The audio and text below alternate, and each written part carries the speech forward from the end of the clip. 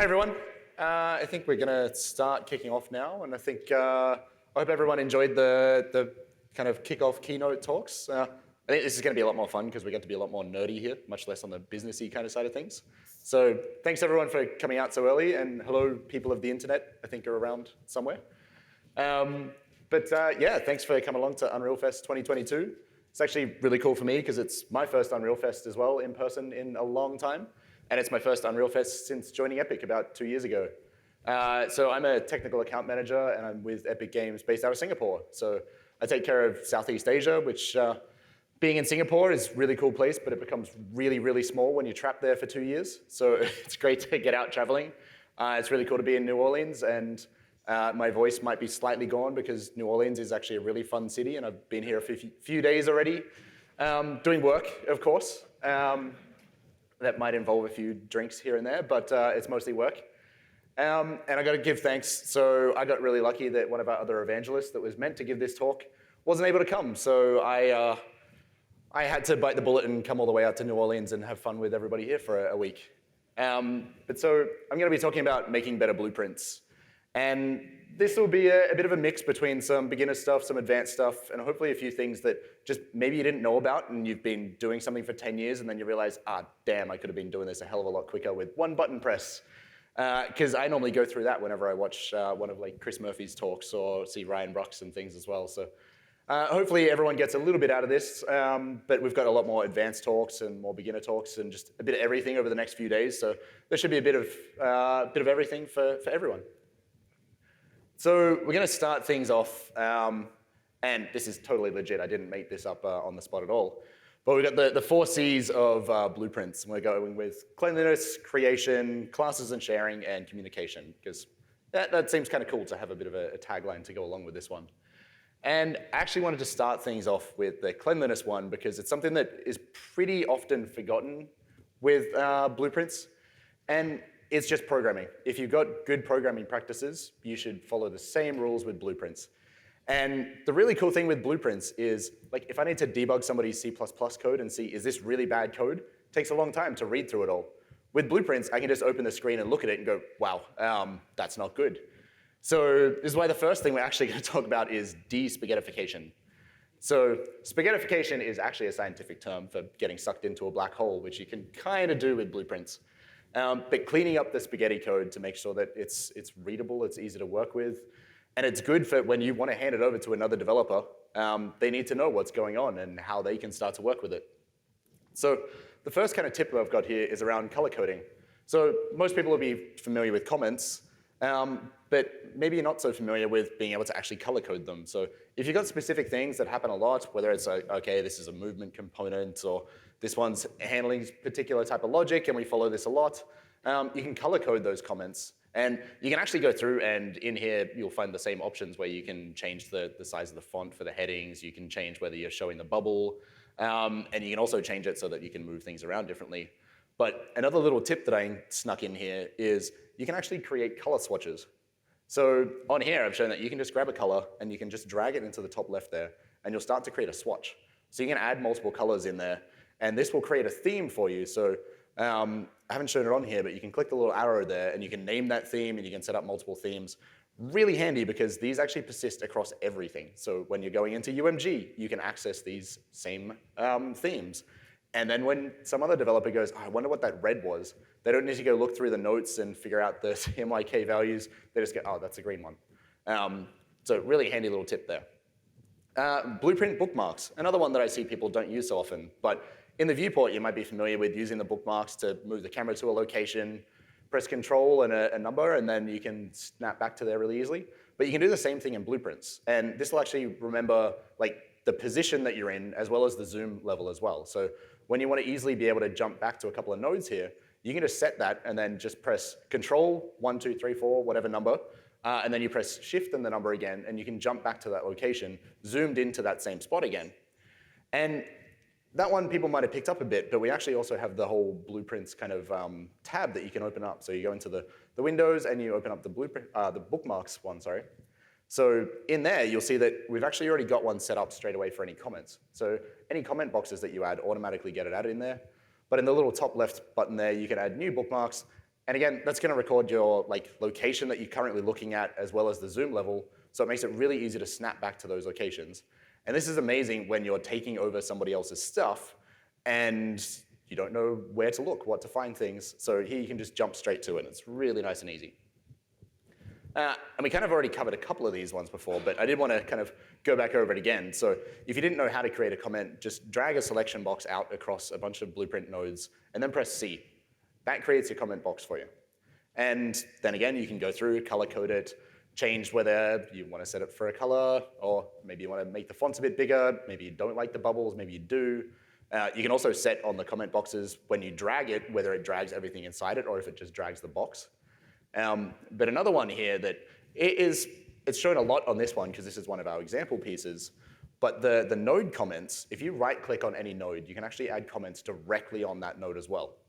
And this is really handy if you've got something which, if you've got to look at it for more than 5 seconds to try and figure out what that node is doing, a new developer coming onto that one is probably going to sit there for a lot longer than 5 seconds. So you can just leave little notes directly on those nodes to explain what it's doing, whether it's a bit of a math rotation or something strange where you've got to do a lot of weird math in there. It's good to explain those out to anybody else that's coming on the project. It's a really nice little feature there.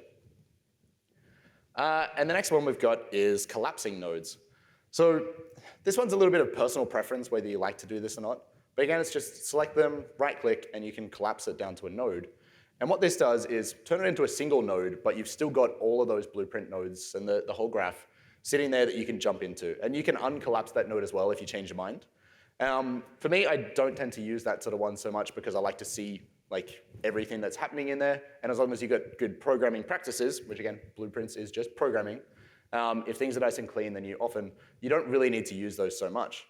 But the one that's shown on screen at the moment, when you collapse into a function, that is much more useful. Because if you found that you go back and you copy paste a bunch of Blueprint nodes over and over in the same blueprint, then you should probably collapse that into a function, because then you can just reuse that function. And when you do the collapse, it's going to create the input and output nodes depending on what you've collapsed there. So if you've got a variable that's going in or out of it, it's going to have those on there straight away for you. But you can go in and you can change it as well. So you can add new output variables and new input variables, and then you can change everything that's happening in there. But then it's just a standard function, so you can go back and use it whenever. So it's a really nice way of quickly refactoring your potentially copy-pasted blueprints that you've got all over the place. And then the math expression node. So this one's a really interesting one, and I didn't do the best demo for it on here. But we can see the only math I've got on this page here is a -1. But I might not know what those values are doing or why it's doing it. So rather than add a comment node on here, I'm actually just naming each of these as variables. So I can say, what's my current location minus the character location, set those as integers, or set them as floats, or set them as vectors, whatever you need. And then we can just plug the nodes in there, and it's kind of a self-commenting box. And that's a nice little change, but if you've got a way more complex algorithm, maybe a programmer's written something out, and you go, okay, I need to do the sign of this and the random of this, take in a couple of variables of it, and then do all this math, you can just type that straight into the math node, and it generates all of those Blueprint nodes for you. And then if you don't want to keep the math node there, you can actually copy-paste out those nodes that it's generated for you and move that back into the Blueprint. So if I'm just trying to do a quick basic math, I can type it in there, let it generate the nodes for me, and then I just use the nodes. Nice, quick, saves you a bit of time. And the math node itself is just really handy if you want to have some simplified kind of features in there. And then here's another one which is often a bit misunderstood. So you can actually convert over to a pure node on a lot of ones here. So here I highlight them, right-click, and convert it into a pure node. And I actually started doing it on another one just before the timeline here. So you notice I could get the variable off there, get the Boolean value. And if I converted that over to a pure one, it just kind of removes the need to have the white sort of line going through it to run it from an event. But what it doesn't do there is cache the value. So if I take that one there and I plug it in on the other side, the timeline essentially acts as a loop. So it's going through, every time it ticks over, it's going to get that value. When you're grabbing the variable directly, it's cached. That value is not changing. It knows that, okay, it was true or it's false, and it's not looking again to see what it's doing. But if I took the value from before the timeline, where it's actually calculating that value, if it's getting called in the timeline, it's going to do that whole check every single time to go through it. So when you're using the pure nodes, make sure you're not running them like on the opposite side of a for each loop, for instance. But it's a really nice, quick, easy way to collapse that entire sort of function there straight into a pure node. And it's just a good way to clean things up again. And actually added in a quick bonus one in here, validated gets. Again, sometimes you need to validate that the value actually exists, so you'll normally get your variable, plug it in, check if it's valid. You can get rid of that, right-click on it, turn it into a validated get, and then you've just got a single node to work with. So a lot of this was just, how do we clean up our blueprints a little bit? How do we make sure that we're not adding in mess that we don't need? And there's a lot of other times that you might also even be able to just use some inbuilt functions as well. Like we've got our moved component to or simple move to. A lot of the times, just look through and see if maybe a blueprint already exists for something that you might have to script out, or it's a macro library or something else like that. So trying to keep the blueprints tidy, remembering that it is programming. If you quickly knock something together, go back, change your mind, mess around with it a little bit, it's easy for code to turn into spaghetti. And we want to avoid that, especially when we're working with a large team of developers, making sure that the next person that comes onto the project can really easily understand what's happening, and then they can pick up the code, go through your comments without needing to read a giant textbook of it, and they can get started making changes straight away. Another one that is, people get very lazy with tick. It's easy to use tick for a lot of things because it's always there and you go, I could create an event for this, but it's already ticking, so I'll just use that. Don't. Because when you get to publishing and you start wondering, why is my performance so bad? What's going wrong? A lot of the time, you've got 10 billion objects that are ticking, and you might only need 5 objects to tick. So we can start to look at what's some ways that we can tidy up tick and how we can change it. So on the screen here, we just got some useful kind of settings that you can configure through Blueprint. So you can actually fire off to, okay, I need my tick to start here. Or maybe I don't need it to tick every frame. Maybe I only want it to tick every 1 second for something that's just not updating very often. Or maybe something that's moved a long way off screen. I still need to update it for people, but it doesn't have to happen 60 times a second. It can happen once every second, once every half second. So if you've got a massive factory building game, for instance, and you've got something way off in the distance, you can just upload those a little bit lazier. We also got a few other bits here where we look at tick groups. So a tick group allows you to say when that tick should actually happen. And if you found that you've got lots of fast events going off, and maybe it's happening at the wrong time. Maybe a punch is not hitting properly. Maybe physics needs to be done before the tick or after the tick. You can actually change the tick group so you can check when that is actually happening in there. And to get even more precise, we actually have tick prerequisites. So you can define an actor that it should wait to tick before it does. So that can be really handy when you're setting up complex interactions and you want to say, oh, this variable needs to be driven from this side, but we're still doing it on tick. How do we make sure that it's getting the correct value at the right time? And this is easily one that people get caught out on a lot. And it's tough to debug because you go, why is it sometimes happening this way and different ways on this machine compared to this one? Because the ticking is faster and you're not necessarily in control of that. So a few good ones that you can use to clean up here. And actually, I think on the VR project, this one's a really easy one to look at because if you've got something attached to a hand and you're spinning it around, if you're ticking at the wrong kind of group or wrong rate, that becomes really noticeable in a VR headset. One that I did want to look at here quickly is how we have some alternatives to ticking. Because, yeah, you say, okay, I can use tick. I make an object move around or spin, or I'm checking some of the values and updating it. So I threw together a quick little example here from, most of the stuff I've got up on here is from our content examples hole. So if you haven't looked at the content examples, it's in the samples tab of the launcher, which used to be called the learn tab. But the content examples hole, definitely check it out because we kind of detail little bits and pieces of every different part of the engine that you might need to know. Really, really useful. So I took one of these where we're showing some gears spinning around. And using tick on there, you go, okay, just every tick, check the delta seconds, multiply it by the rate we want to spin, and spin the gears. And that's fine, it works, but it's not necessarily the only way to do it, and it's not necessarily the best way. If you have 1,000 of these different objects in the scene, that's a lot of things ticking trying to do this calculation. So we can actually go through and we can disable that tick completely, and we can try some other options for it. So the second one that I've got here is just a loop with a delay on it. And I don't necessarily recommend this process, but it is an option. I see people do this a lot where they'll have a delay for 1 second and then route the node all the way back around to the other side. And I don't like to do that because you should never cross the streams. and going backwards, you don't want to do either. So I just have a custom event, and we call that event again after 1 second delay or 0.2 second delay if we want to tick at that kind of speed. So you can do that. But the other option you've also got is to use the timeline. So with a timeline, you can set that up. When the video loops back around again, we'll get to that one. But the timeline you can set up and say, okay, I want it to take 5 seconds for these gears to rotate. And then I'm just taking that value there. Could be a vector, could be a float. And you can just plug that straight in as the value for that one. You can actually set the timelines to automatically play. You can set it to loop. That may or may not be what you want because you might want a bit more control over when it starts and stops. But that is a component that you can actually call and say, okay, something has happened, stop that timeline from playing. So I'll often actually use this with a 1 second timer, so then I can use a variable to set the play rate on it easily, and it gives you a lot of customization. But the timeline, if you can disable that tick and just call a timeline when you need to use it, is a really nice way to say, yep, I don't need tick, stop ticking for me. And that'll definitely help you optimize your project a little bit. 1 second. And here's a nice little feature as well that is very underutilized. Blueprint lifespans. So the blueprint lifespan one, people often miss it because you're normally destroying your actor when you think you want to destroy it. But then you're writing blueprints or writing C++ to say, hey, I don't need this actor anymore, destroy it for me.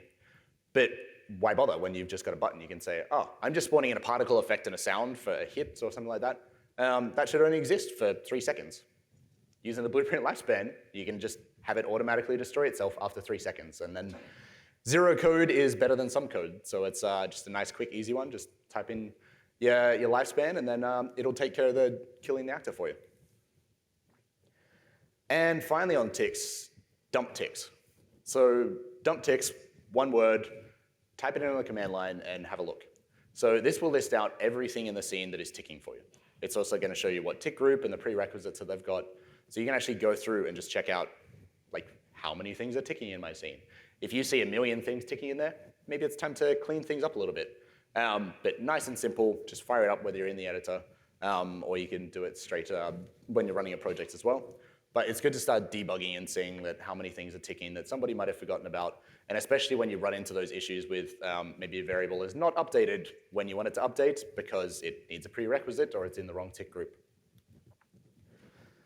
So just a quick recap on there. Like you can manually set to start and stop the ticking on every blueprint. You can adjust the intervals, you can adjust the ticking groups, you can set your prerequisites, and maybe you can use a timeline or a looping event instead.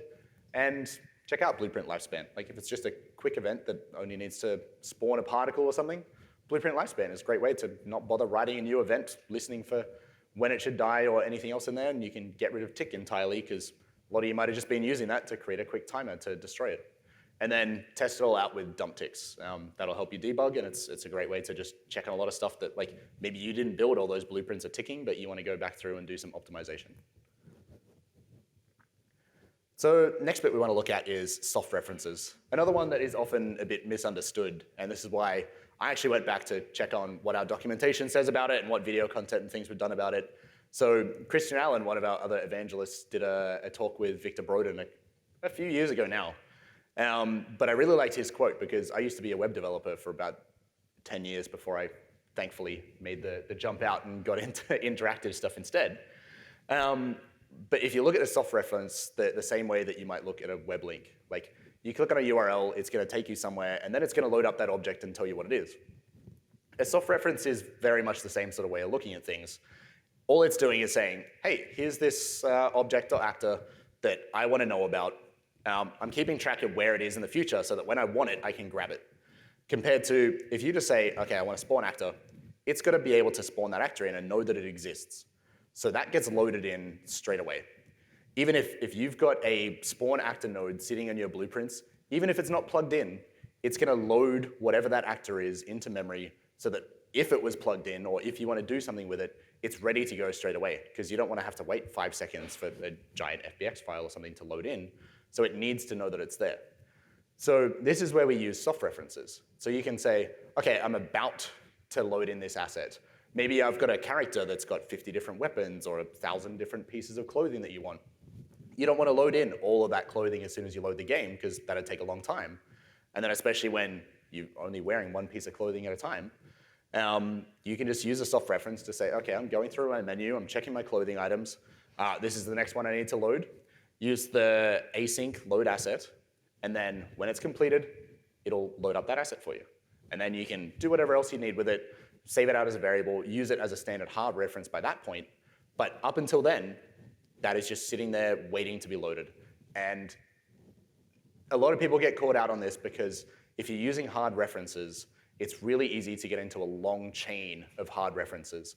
If you've got one blueprint that's referencing another, which is another and another, you can actually end up with really long chains of assets that are loaded in that you might not even need until the credits. But if you've loaded it, it's going to load up straight away at the start. So use the soft references. You can actually go through and, again, run a quick command to check what these references are and see what's loaded into memory.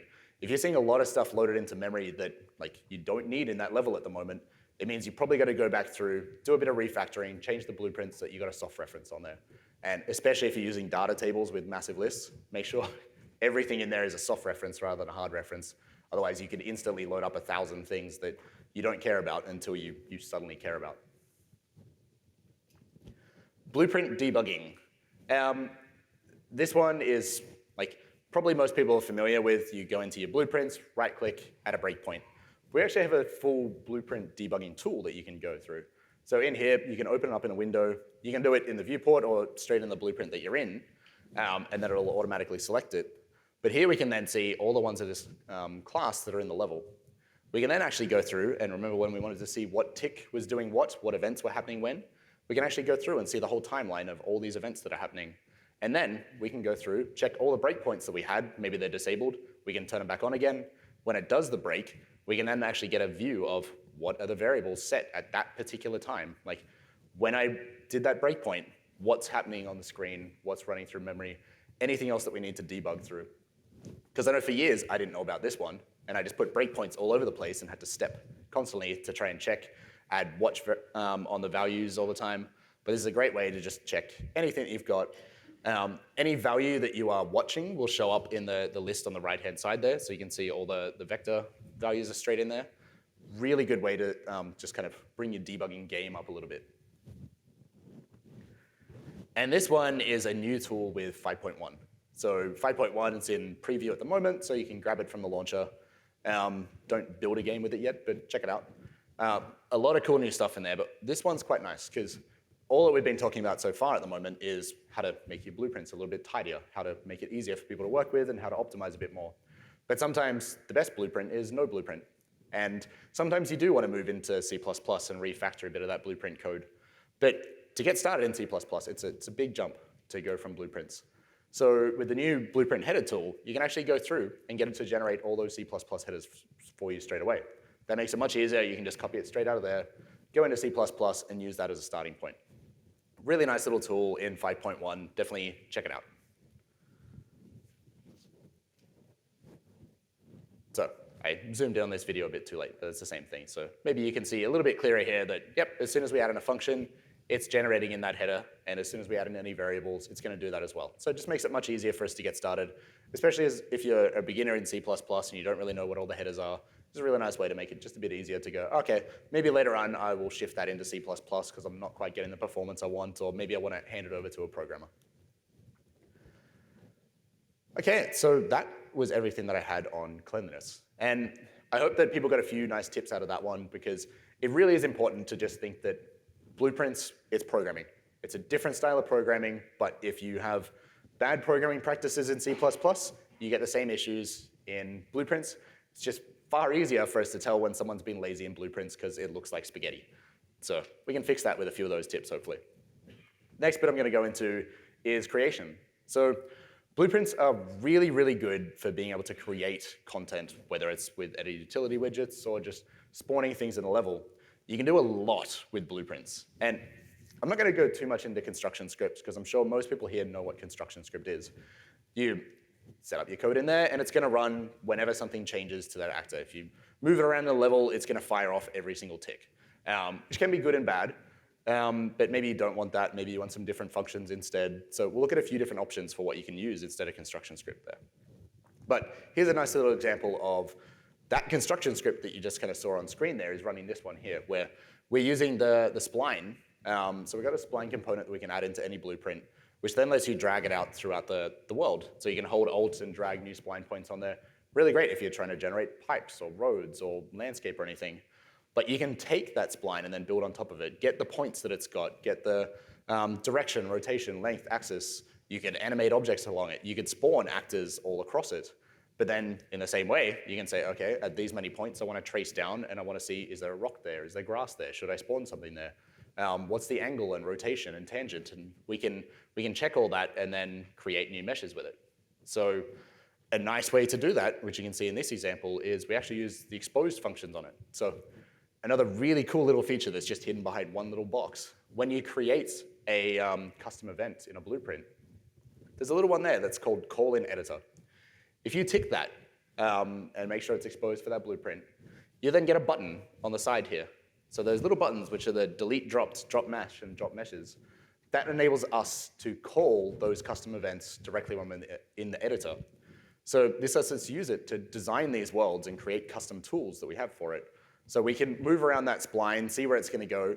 Then when we drop it, we actually spawn those as static meshes in the world, which you can then merge or turn into instances and everything however else you want. But we're able to get really complex kind of creation tools out of this and just fire those events off when we need to, rather than saying, okay, let's do everything on begin play. This is here for level designers. So as a blueprint artist or a tech artist or a programmer or anyone, you can come through and you can start creating these tools and go, how do I want to design my world? What do my developers need to make this world better? Start making these tools for them and just, yep, again, one click and suddenly call in editor and then you've got buttons there to work with. But maybe you want to interact with a lot of different things in the world at one time. So again, this content examples level, if you haven't checked it out, you definitely have to, because it's amazing. Even the math hole in here is awesome. If you're ever wondering why there's some weird, crazy numbers happening in materials and things, and you don't know when you would ever use that, because that was most students when you go into a math class and go, oh, I'm never going to use that. But then suddenly you get into vector math and go, oh, I need this for computer games. And then you got to figure out how to deal with it. So the math hole in the content examples and everything else in the content examples is great. But we've had that since UE 4.0. And it was starting to look a little bit old, so we wanted to update it and show off all the cool new stuff that we've got in UE 5. So rather than go through and collect every single example in there, because there's hundreds, and they're all in these fancy little plinths like a museum, so we wrote some editor utility blueprints for that. So we've got both editor utility blueprints and editor utility widgets. But one of the ways you can use an editor utility blueprint is you can do it as a scripted actor action. So when we right-click on something in the scene, we can then get a little menu there that says, OK, we want to run this action. And then that's going to go through whether that might be Python or Blueprint or C++. We can trigger all of that from there to then do a bunch of events. So one of these events was, OK, go through, find everything with this blueprint type, which is the display cabinet, and replace it, update it, change the meshes, change the sizes, and make it look like it should for UE 5. And that saves, let's say, several dozen or hundreds of hours of work of very manual, tedious work. So that's really optimizing somebody's workflow and letting them focus on the much more creative parts, which is awesome. But we can actually use the editor utility widgets and blueprints to create fun new stuff with it as well. So I kind of put one together a while ago, which I just wanted to make a bit of a mess. And instead of just spawning actors, moving them around all the time manually, I thought, why don't I just use the inbuilt physics that we've got in the engine and just spawn a bunch of rocks, spawn trees, throw everything around as if there's been a bit of a landslide. And then we can bake that physics straight out. So if you're not aware, if you've got a mesh selected and you've got physics enabled on it and gravity's on, if you simulate or press play, that's going to simulate and let's go. But if you select that one and you press K on your keyboard, that's actually going to save the simulation state. So what it does is go, OK, I was up here and I was just sitting flat and then you drop me on the floor. If you want to record that location, press K and it's going to update its transform to be that location now. So you can save out where all that physics object was. It's a really, really cool one because if I just want to naturally scatter things around on the floor, there's no better way than just to make it happen rather than manually trying to place everything. So run the simulation, press K, and then it's going to save in that new location. And then you can adjust it afterwards and tidy it up. But that's going to be its new location to work with. Let me restart this one. And the video stopped for some reason. But from here, I actually went through and just say, okay, rather than me just doing one or two at a time, why don't I spawn hundreds or thousands of them? So using a editor utility widget, I created a nice little widget here, which lets me use the details picker so that I can just drop in any different asset that I want. I then used a few of the editor subsystems that we've got. So a lot of those meshes, I just bought them in from Quixel, and maybe some of them didn't have collision on them. I didn't want to have to go through and generate collision for everything manually, so I just made one button, which gets all those meshes, generates a convex collision mesh for it. Like I didn't provide too many details because I was just going quick and easy to drop it on the floor, but it generates all the collision. Then when I say spawn trash, it actually starts the simulation, makes all the physics happen. Then when I want to bake, I just press one button again, it goes through, it essentially selects all those assets, presses K on the keyboard, then stops the simulation. Then everything is saved. And then I can quite easily go through and use the mesh merge tool to save them all out as instances instead. So then I can have hundreds of thousands of objects in the scene. Even on this one, when the video is playing again, I had tens of thousands of assets that were all multi-million polygon nanite meshes. And I was able to drop hundreds of them at a time, bake it out, and they're all instances, so it runs pretty well after that. And another one that I looked at, so a while ago, my colleague Andreas Sweeker and we did a bit of a video called VR puppeteering. So we set it up so that you could use Vive controllers and drive the dragon around like a little puppet. And that gave us a lot of really expressive control over it, because like we could use our face with LiveLink Face and do a bit of mocap and record all that. But because he's actually a puppeteer, so he knows how to do things with hand puppets and everything, I wanted to give him much better control over like seeing what's happening, because normally you would see there and you have a TV screen to look at it from different angles. So I actually set up another little blueprint here where I'm just spawning scene capture cameras from multiple angles around the character, which then, again, I just had a little picker here. I could use the picker, select the dragon that I wanted to currently sort of mocap and perform with, add those cameras around it, which are then just whitelisted to only be that character pawn. Then we could show all the different camera angles that we've got for them. But then we could also look at what's our input. So in this instance, I just had it configured with the Xbox controller, but we were then moving into VR, and we configured it so that as you move further away, like those values will change. Knowing where the limit is of here's 1, here's -1 is pretty tough. But so we just visualized all that on screen with a couple of little progress bars that I customized the look of a little bit. And then that gives you much better insight into, okay, I'm reaching the limits here and I can adjust things. But this was, again, just a quick little editor utility widget, drop it in the scene, and then we're just using Take Recorder so that we record out all these animations, and then we can use that instead of mocap. And then go back through Sequencer, tidy it up a bit with Control Rig. But this drastically changes how people can actually create content and opens it up much more for the creatives to just work on creating that content, not needing to worry about the tools. And it gives them much better insight into what's happening in the world there.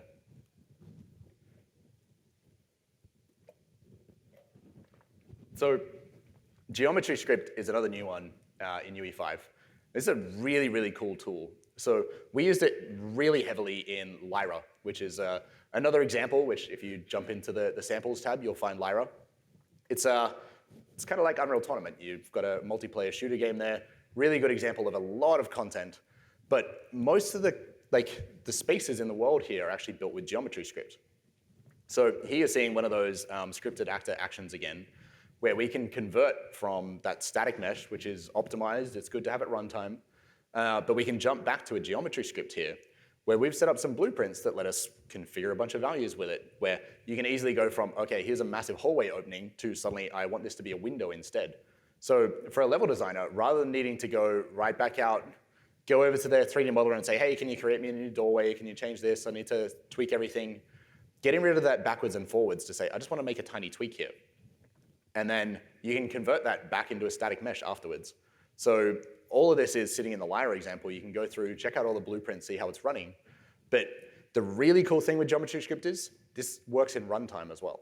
So you can actually have this, whether it's like a level editor in a game or whether you just use it as part of the programming. I've seen some really cool examples around it, people doing like a ball kind of rolling through a hill and carving it out at runtime.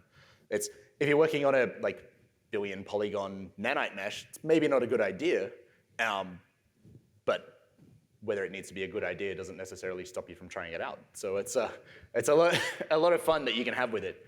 So definitely check out Geometry Script and see whether it changes how you might like to design levels.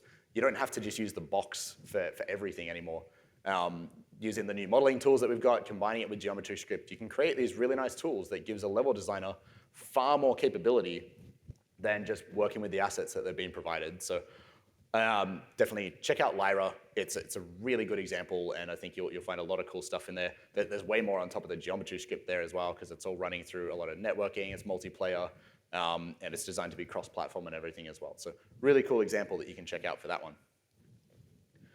And now we move into the classes and sharing side of things. So this one, again, there's a lot of information here, and there's a lot of different ways you can do things. So there's no one particular way that you should do this stuff, but it's really good to start to have a bit of a rethink about how you handle this, and just trying to understand the way the engine works and the way it wants to work. If you can kind of work within those constraints and work with the engine rather than fighting it, use some of the inbuilt tools will really speed up your development quite a bit. So looking at class inheritance, it's one that you may kind of be familiar with from a few bits when you look at our character and our pawn and our controller. There's pre-configured ways that Unreal is kind of set up to work. And you don't have to follow that. It's just there's a lot of good ways of working with those content rather than fighting against it. But when you work with a blueprint, you can actually create a child of that blueprint. So let's say we have an interactable object. Maybe we're making an open world sort of game and we want to be able to pick up objects or destroy them or shoot people with them. There's a lot of things that we need to interact with in the world, and there's usually pretty consistent kind of gameplay things that need to happen with that, whether it's, I need to see what it is, or I need to connect it to my hand, or I need to be able to interact and destroy it to collect something out of it. Let's say our top level actor can be an interactable. So anything else that is also interactable can be a child of that blueprint, and it's going to inherit the rules that have come with that blueprint there. So any other events and things it's got access to. The begin play event, it's going to have that as well. But if we create a child of that and say, okay, let's create all our resources. We got rocks, we got trees, we got whatever else we want to create. Suddenly, a month down the line, you say, oh, let's add crystals. We want new resources for people to work with, rather than go and copy-paste blueprints again and go back through it. If you just create a child of your resource one, it's going to inherit all of that. It's going to bring in all the variables that it had with it. It's going to have all those blueprints that it had with it. And then it's really easy for you to just go, okay, let's add a new resource, new. And you can keep building that out without needing to recreate the entire blueprint. Or hopefully no one's ever doing this, copy-pasting from other blueprints and recreating it all the time. Because we don't want to do that. But kind of understanding how that sort of works. So this sort of quick example here, you can see we're taking the interaction stuff here. So it's, yep, anything that's an interactable is going to receive this event. But when we create it, we're using a data table, which I'll go into in a little bit. But we do that to say, okay, I'm this resource type. What mesh should I have? Or what color should I be? How many points am I worth? Or how many resources should I get out of it? You can generate that when you spawn the actor so that it doesn't need to have everything kind of hard-coded in there at the start. So you can work in this sort of form, or there's a few different ways you can use to generate the mesh. Another one, I didn't put up a video of it, unfortunately, but it's a little bit unknown of when you've got a variable in there. So let's say you have a Boolean or a float that you want to plug in, or maybe it's a name or a type or anything else that you want to have with it. If you make that instance editable and then also go through and say, okay, I want this one to be available on spawn. So you can expose it on spawn so that when you say, hey, I want to spawn actor, you'll actually get another little box there which says, okay, what's the Boolean value? What's the name? What's the type? What's all these kind of variables that you said that you wanted to expose on spawn? They're exposed on spawn. So all this kind of code that's running for the checking on the data table here, maybe you move that into the parent one and do it from there. It really depends on the sort of structure that you've got and what you might need. But it's good to know that, yep, you can tick one box and then not have to have all this blueprint code here, just have it in the other objects that was generating it. And an important one to know is that when you do create a child object, or child actor, you will get this weird one. So everybody would have seen the event begin play, because that's normally where you'll put a bunch of stuff. And sometimes a lot of things that shouldn't be in there, you put it there anyway, because you know it's going to fire off when that gets created. But when you've got a child, you're also going to get access to the parent. So that parent event is all going to fire off, and you can modify it, you can change it, you can override it. Or you can say, I don't actually want that because I'm making a really different kind of resource. I still wanted to be able to get the interactable part of it, but I want to ignore all the rest of it because I don't want them to be able to pick this thing up, or maybe it's locked out for some reason. So you can override these events, and you can say, okay, maybe there's a particular rule in here I want to do it in some instances and not in others. So that makes it really easy for you to override that. So don't be afraid of using child blueprints just because you think, oh, I want to change some of the stuff that was happening in there, so I'll recreate 90% of it and do it because I need it slightly differently. No, just use these ones and just say, okay, ignore this or change it.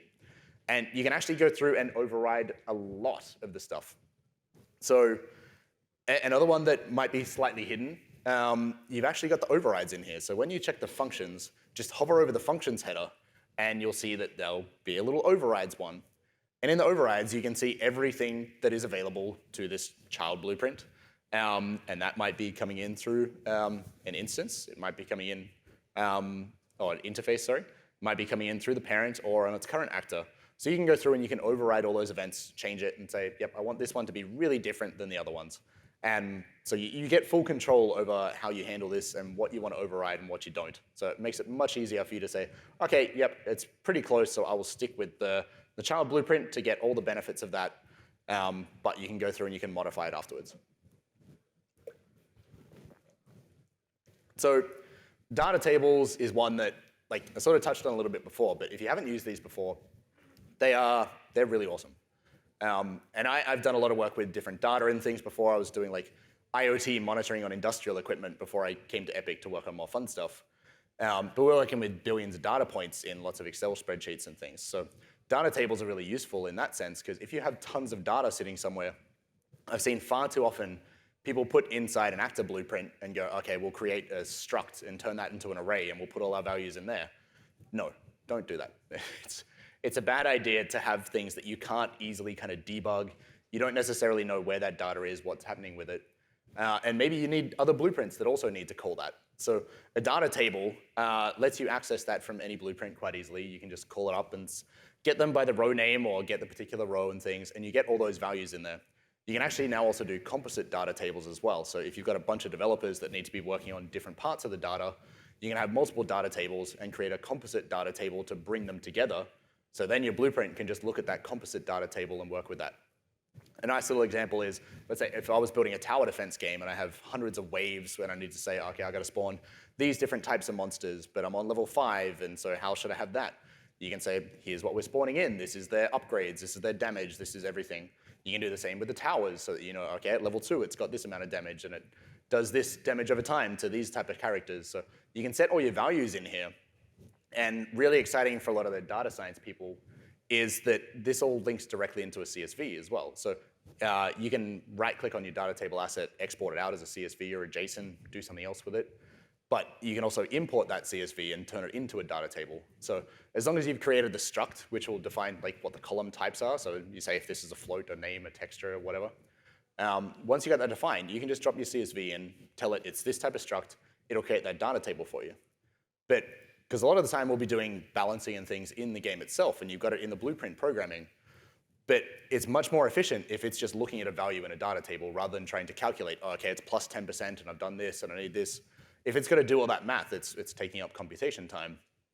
But if you have a big Excel spreadsheet where you were already doing all these calculations, maybe you had a macro or just some rules that were saying, okay, this is 10% harder here and this one's 5% more damage on these ones, you can just have that save out as like hard values. So then all you're looking at is a number in here. And then when you want to go back and rebalance, when your players all say, oh, it's too hard on this level, or these guys don't do enough damage, you just go back, change one value in your spreadsheet, bring the CSV back in, and it's all updated, and suddenly they're a bit easier or a bit harder. Nice, quick, easy ways. Again, just to avoid needing to do that code at runtime is going to give you a lot more headway to do more stuff. Function and macro libraries. Another one that, like, it's personal preference how you kind of want to use these ones. But you can save out a function library so that you can then call it up in any other blueprint. And that's really good. Again, if you're doing repetitive tasks, or if you find that you've got to do the same thing over and over and over again, or if maybe you've just got a simple macro that's doing some math that you need for something, and you keep having to copy it out of one blueprint, put it into another one, if you turn that into a macro library, then anybody can just grab that one, pull it up in their blueprints, and then not really need to worry too much about it. It's just a nice way of kind of cleaning things up. But also if you say, okay, we've got this complex math that's happening in here, and we need to use this in 10 different things, or maybe you want to use it to drive a dynamic material instance, and it's driving 50 different blueprints at once. But then you decide, oh, it's going too fast, we want to slow it down. You don't want to have to go back and find every single one of those blueprints and materials that's using it. You can just go back into your macro library and just update that number. And that's both good and bad, because when you do that, you kind of need to go, okay, where is this being used? If I change this here, is it going to update my player speed? Suddenly they're going to be flying instead of walking. So keep that in mind when you're creating these macro libraries. It's really good for you to be able to work with it, but it can also be a bit dangerous if you don't test and check what's happening. So it's good to just keep that in mind. And the last sort of section we're going to look at now is in communication. So how do you get blueprints to talk to each other? Or maybe not just talk to blueprints, talk to other pieces of code that's happening or other external events and things like that. So I've realized we've got 5 minutes left, so I'm going to quickly jump through these ones, I think. So another one that people quite often go to is just, okay, find all the actors in the level and do a cast to that one and then hope that it's that one and trigger the event from there. You very rarely want to be doing that. We've got a lot of different ways that you can communicate between blueprints. So having a bit deeper look into how I'm doing this, especially if you're doing a get all actors in a level, you're doing the wrong thing, most likely. It's very rare that you actually want to do that, but it is kind of the easiest way that people get started in these ones. So when we look at another one here, it's event dispatching and binding. It's a really handy tool here.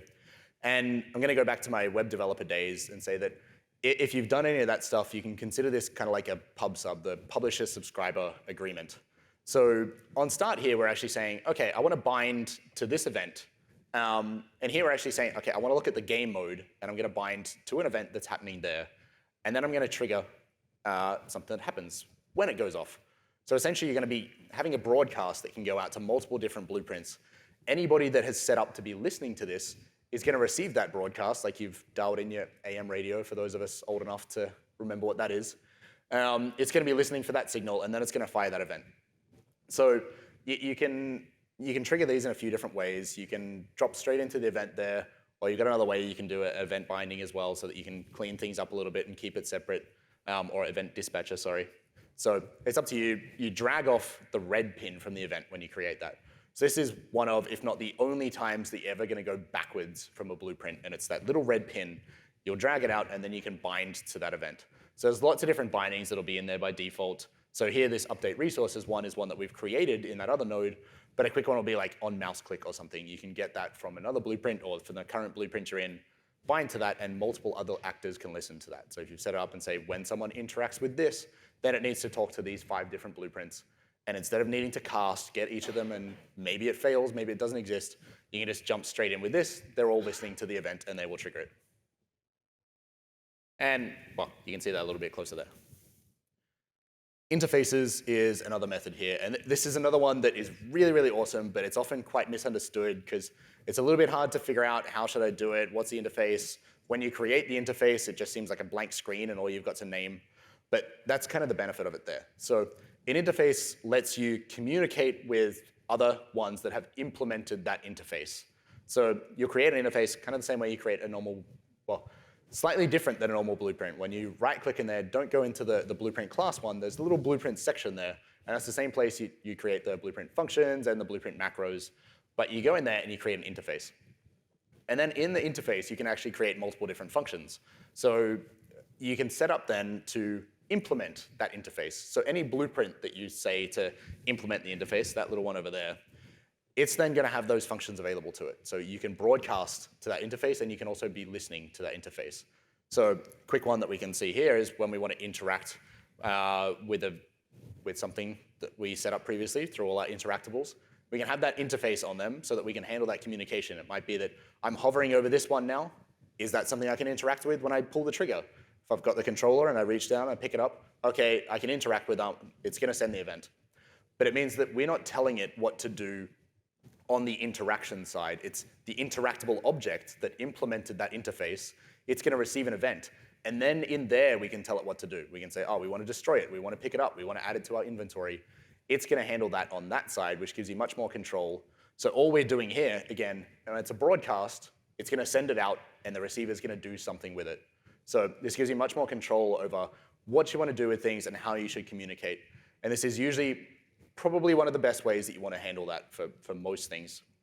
And tagging is one that we can do to kind of cut back on. If you had something that was get all actors of class, you probably don't want that. You can do a get all actors with tag. But again, interfaces is probably the way you want to do it. And it just makes things much, much smoother when you've got that. Just look at these as different kind of use cases for what you might want there. And I got 2 seconds left. So that's where you set the tags if you need to, but you can still do it through blueprints. And last one, just because we were showing the spline example there, what we were doing was running a line trace down to check the different points. We can check the tangents. We can check what the actor is that we hit. This is normally what you do when you want to shoot something, or if you're just looking, you want to see, oh, is this thing in front of me at the camera, or can I interact with it? You line trace out, but more than just going, oh, yes, I hit something a meter away. It's going to tell you what it hit, what the angle is, what the normal is, everything you want to do to interact with it there. So somehow managed to get through all of that with only 37 seconds over time. So I hope everybody learned a few pieces from that one. Thanks a lot.